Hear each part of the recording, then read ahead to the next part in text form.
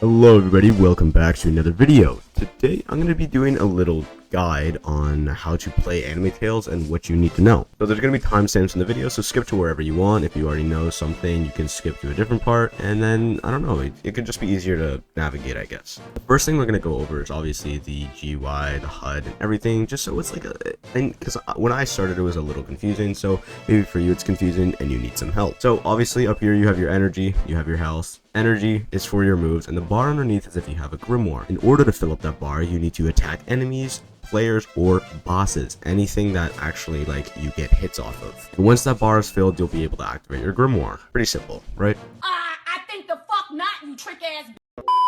On your left, you have your quests, and on your right, you have your menu and your training. We'll get into the menu right after. So your training is obviously things that you're going to be training for, so strength, defense, energy, and swordsman. Or you can just press 1, 2, 3, or 4 on your keyboard, which will obviously indicate the 1, 2, 3, 4 here. The next thing we're going to get to is the abilities. So the abilities unlock after doing quests. I'll show you how to do those, or if you want to know right now, you can just skip to that timestamp in the video. But these abilities, these are all the keybinds you can have. Obviously, you won't have a Grimoire at the start. These are the ones I have right now. I don't really have too much because I'm still only on tier 6 quests. But yeah, these are the quests. You equip them, put them in your hotbar, do whatever you want. Everyone's going to have different keybinds. The second one is your character. If you ever played Anime Fighting Simulator, you know that in your character is your player information, what equipment you have, your achievements, and your boosts. On your right here in your character is where you upgrade your stats. So you're going to want to upgrade these, and I'll explain a little bit more about these in a bit. Your player info is literally just your stats, everything you have. Your equipment is what you're using. Your achievements are what achievements you have gotten. It's pretty simple. And then you have your boosts. So boosts are Robux, or you can enter the 3 codes. I'll put them on the screen right now. They'll give you about 15 minutes of 1.5 training boosts each. And that's pretty much the menu. In the bottom left, it'll show your gold and your gems and your guild tokens and your enchant tokens and your yen, but other than that, this is just simply to upgrade stuff and accept your achievements. The next thing we're going to go into is the inventory. So the inventory is actually really simple. You have your skins, weapons, accessories, artifacts, mounts, and special. Special is where the boost will go, and mounts are going to be pretty much what the bench does. I think you have to pay Robux for some of them at the moment, but I don't know if you're able to unlock any at the moment though. Artifacts are obviously how to craft characters. You need 20 each, or if you already have a character, you need 50 to actually level it up, meaning give it an extra star. Your accessories, these will be dropped by NPCs around the map. You just fight them, low chance of dropping. And your weapons, obviously you can buy weapons from the shop after fighting the bosses, or you can get them from doing the swordsman quest. And then your skins are obviously your actual characters. Be careful because as you can see, some characters that are the same will have different stats. So make sure if you have a really bad stat on a certain character that you love, maybe try and get another one to see if you can compare those stats. Be careful when you're doing this though, because you still need a bunch of stones to be able to upgrade them in tiers, so try not to use many or don't use all of them. We already did show the quest, so we're going to move right on to summon. Summon is the gacha system. So this is exactly, remember, if you played Genshin, you know how this works. You use your gems or your wishes to get characters. Again, you need 20 of each stone, and sometimes you may get the actual character in these banners, but other than that, it's really simple. Bosses have a queue time. So as you can see, boss spawns in 13 minutes and 34 seconds. When that timer ends, it'll actually be a 1-minute grace period of a queue time, which you can just easily queue up into. Same with Kaido. They both spawn at the exact same time, so you should probably maybe pick which one you want.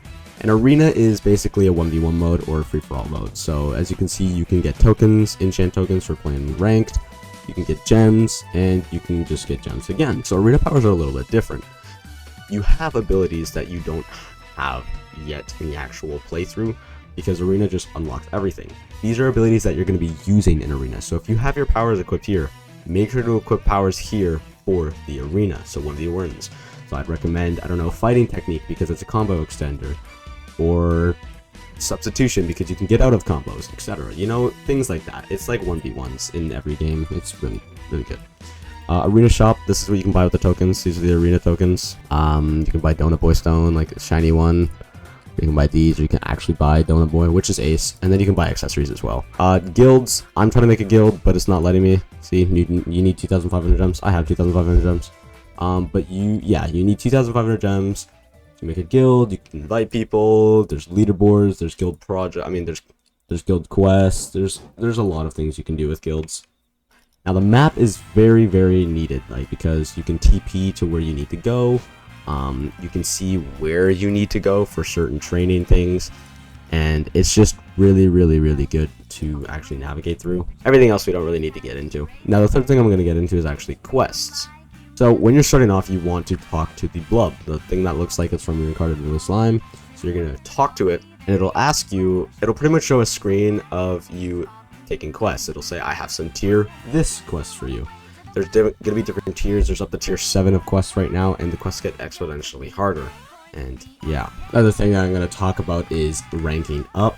Ranking up is very essential because you might not think it's too important, but it is, because you get a lot of power buffs. So as you can see, my damage increases, my power damage increases, my max health, my max energy. These are essential things that you're going to need, but as you can see, there are requirements. So it'll start off at 1,000 requirement for these 3 and around 500 coins, I think. And then you can get up to rank 2, and everything keeps increasing by 10 times. So it'll go from 1,000 to 10,000, 10,000 to 100,000, 100,000 to a million, 10 million, blah, blah, blah, etc. And the gold will get a lot more pricey. So just be careful about spending your gold, but also don't, because you want to be able to get to these requirements fast. Now, I did talk about training areas, but I'll give them a little bit more depth of an explanation.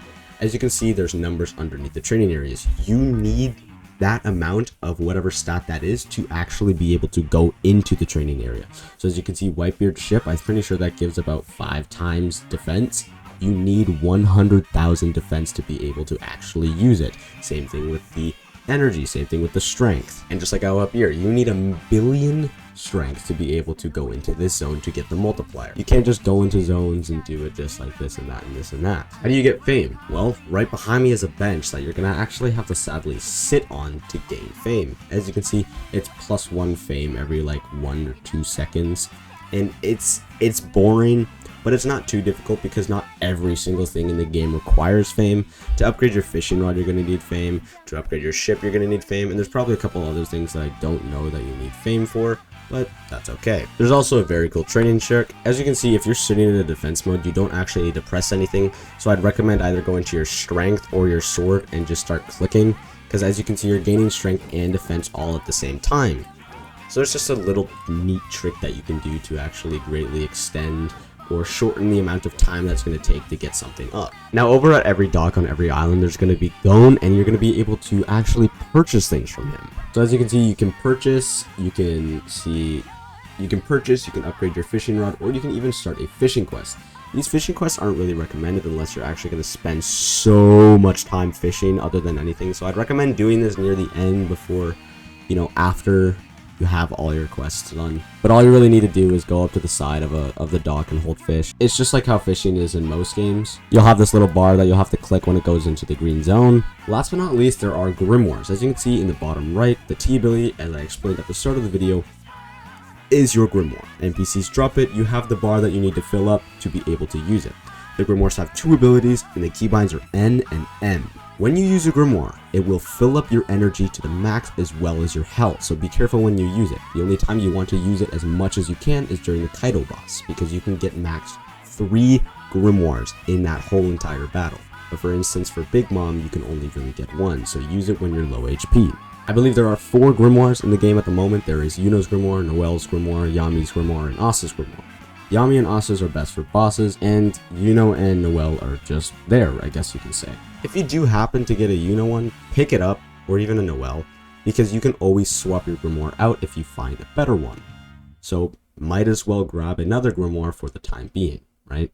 But other than that, thank you guys so much for watching this video. Thank you guys so much for the support on the channel recently. Thank you guys so much for 100 subscribers. I'm hoping that we can hit 1,000 before, I'm hoping July or something.